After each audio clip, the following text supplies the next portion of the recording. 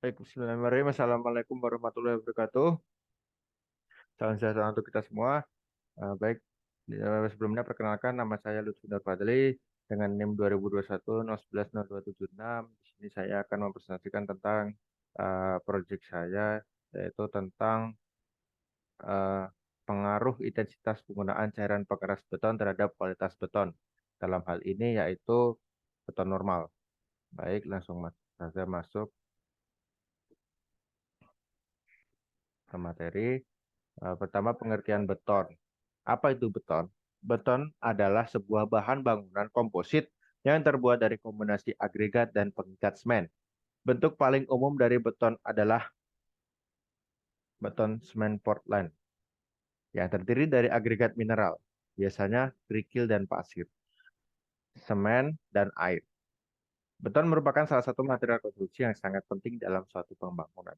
Lanjut ke abstrak.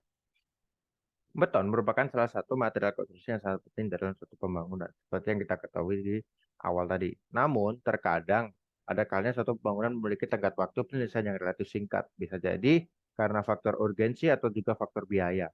Pada akhirnya, penggunaan cairan pengeras beton menjadi alternatif dari pembahasan tersebut, guna mengeraskan beton hanya dalam waktu yang singkat. Cairan pengeras beton yaitu lapisan furosilikat yang berfungsi untuk mengeraskan beton dengan reaksi kimia yang bekerja di dalam badan beton ke dalam ruang kapiler. Bahan ini mudah digunakan serta dapat secara permanen mengeraskan beton hingga 300% dari beton yang tidak diperlukan seperti itu.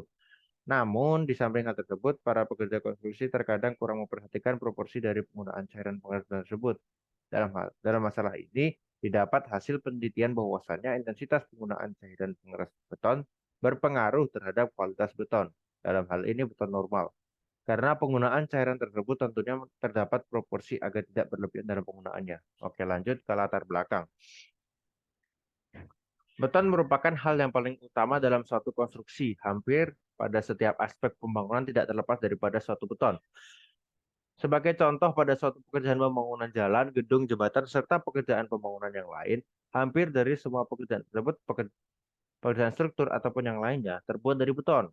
Sehingga dapat disimbolkan bahwasannya semua pekerjaan struktur atau pekerjaan pembangunan lainnya tak lepas dari adanya suatu beton. Faktor yang diperlukan dalam penggunaan jenis agregat kasar adalah kekerasan. Semakin tinggi kekerasan agregat, maka semakin tinggi pula kuat tekan beton yang dihasilkan. Beton normal dengan kualitas yang baik, yaitu beton yang mampu menahan kuat desak atau hancur yang diberi beban, berupa tekanan dengan dipengaruhi oleh bahan-bahan pembentuk. Kemudian, kemudahan pengerjaan atau workability, faktor air semen atau FAS atau FAS, dan zat tambahan atau admixture bila diperlukan. Itu menurut Alam dan kawan-kawan. Namun, masih banyak kendala mengenai penggunaan beton dalam pembangunan. Salah satunya yaitu tenggat waktu pembangunan yang relatif singkat, sehingga mengharuskan para pekerja untuk mempercepat proses pengeringan beton. Dengan begitu, para pekerja menggunakan cara alternatif, yaitu menggunakan cairan pengeras beton agar dapat mengeraskan beton dalam waktu singkat. Nah, dengan adanya permasalahan di atas, maka perlu diadakan penelitian mengenai pengaruh intensitas penggunaan cairan pengeras beton terhadap kualitasnya nanti. Nah, hal ini merupakan beton normal. Lanjut ke metode penelitian. Peneliti menggunakan dua metode penelitian dalam penelitian kali ini. Yang pertama, yaitu metode kualitatif, yaitu mengumpulkan data yang tersedia untuk eh, kemudian digaji oleh peneliti dan memperoleh hasil. Kemudian metode kedua yaitu eksperimental, yaitu peneliti akan melakukan percobaan setelah mendapatkan data dari metode sebelumnya yaitu kualitatif. Lanjut ke langkah-langkah pengujian. Yang pertama yaitu persiapan alat dan bahan. Persiapan alat dan bahan yaitu mempersiapkan alat-alat yang berupa agregat kasar, halus, semen, dan superfluid nataplen yang dalam hal ini merupakan cairan pengeras beton sebagai sampel. Kemudian dilakukan maksudnya analisa data dari hasil pengujian. Nah, kemudian jika sudah memenuhi SNI, maka dilanjutkan ke analisa pengujian. Namun jika belum memenuhi SNI, maka diulang kembali dari persiapan alat dan bahan. Kemudian di analisa pengujian, adapun terdiri dari mix desain mutu FC20 MPa, pasir kerikil, semen air, pasir banding kerikil banding semen banding air banding superfluid naphthalene. Silinder kadar 0%, 12 benda uji, balok kadar 0%, 2 benda uji. Silinder kadar 0,1%, 12 benda uji, balok kadar 0,1%, 2 benda uji. Dan seterusnya. Kemudian, jika sudah, maka ditemukanlah hasil dan kesimpulan. Lanjut ke analisa dan pembahasan. Berdasarkan hasil analisis regresi di atas, maka hubungan variasi superfluid naphthalene terhadap kuat tekan menghasilkan persamaan Y sama dengan min 1,0558 X2 ditambah 2,4634 X ditambah 23,0 maaf koreksi, Y sama dengan minus 1,0558 X kuadrat ditambah 2,4634 X ditambah 23,091 dengan nilai koefisien determinasi R2 sebesar 97,91 dan koefisien korelasi sebesar 0,9895. Hal ini berarti bahwa 97,91% perubahan nilai kuat tekan dipengaruhi oleh penggunaan superfluid naphthalene atau cairan pengeras beton. Kemudian lanjut ke berdasarkan hasil analisis regresi di atas, maka hubungan variasi superfluid naphthalene atau cairan pengeras beton terhadap kuat tarik belah beton menghasilkan persamaan Y sama dengan min 1,2297 X kuadrat ditambah 1,4218 X ditambah 2,7004 dengan nilai koefisien determinasi R2 sebesar 0,9479 dan koefisien korelasi sebesar 0,9736.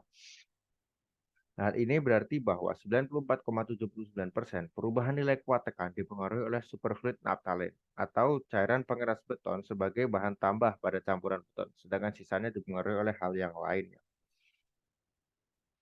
Ya, ini yaitu grafik hubungan antara kuat tekan real umur 28 hari dan kadar naphthalene atau cairan pengeras betonnya. Sumbu X-nya itu yaitu persentase dari superfluid naphthalene. Kemudian sumbu Y-nya itu ada menyatakan kuat tekan dalam satuan MPa. Lanjut ke grafik selanjutnya yaitu menggambarkan analisa regresi hubungan penggunaan superfluid naphthalene terhadap kuat tekan belahnya. Nah, sumbu X itu menyatakan kadar superfluid naphthalene-nya, sedangkan sumbu Y-nya yaitu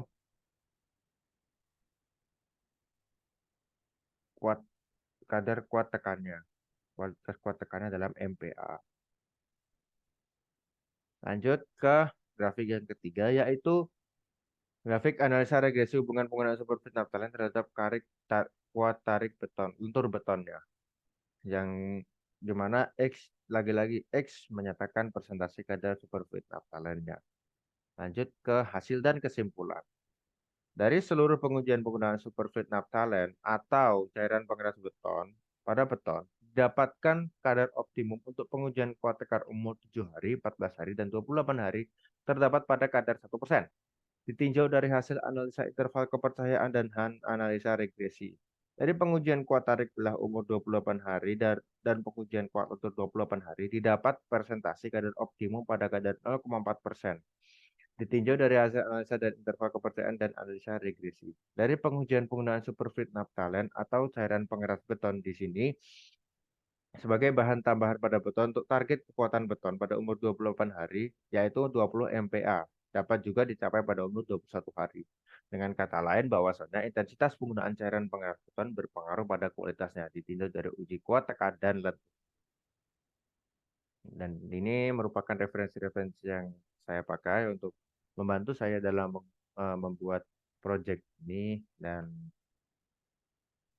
mungkin cukup sekian dari saya. Eh, Bila ada kurangnya saya mohon maaf, itu datangnya dari saya dan kesempurnaan yang milik Allah Subhanahu wa taala. Baik, mungkin saya cukupkan di sini. Terima kasih atas perhatiannya. Wassalamualaikum warahmatullahi wabarakatuh.